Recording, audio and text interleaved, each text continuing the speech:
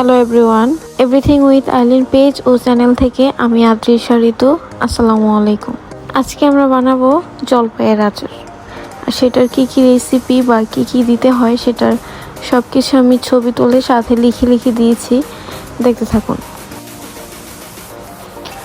সব কিছুই যদি মন দিয়ে করি তাহলে অবশ্যই টেস্টি হবে, আর এটা আমার বিশ্বাস।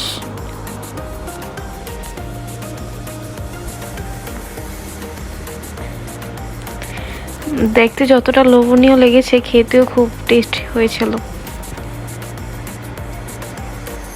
এই জলপাইয়ের আচারটা প্রায় 6 থেকে 1 বছর পর্যন্ত নর্মাল টেম্পারেচারে রাখা যাবে, তবে হ্যাঁ, একটু রোদে দিলে খুব ভালো থাকবে। সব কিছু পরিমাণ মতো দিয়ে দিলাম, দেখতেই পাচ্ছেন।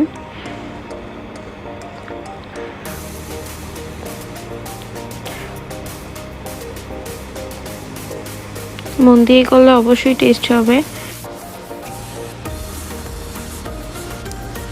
সবাই ভালো থাকবেন। আসসালামু আলাইকুম।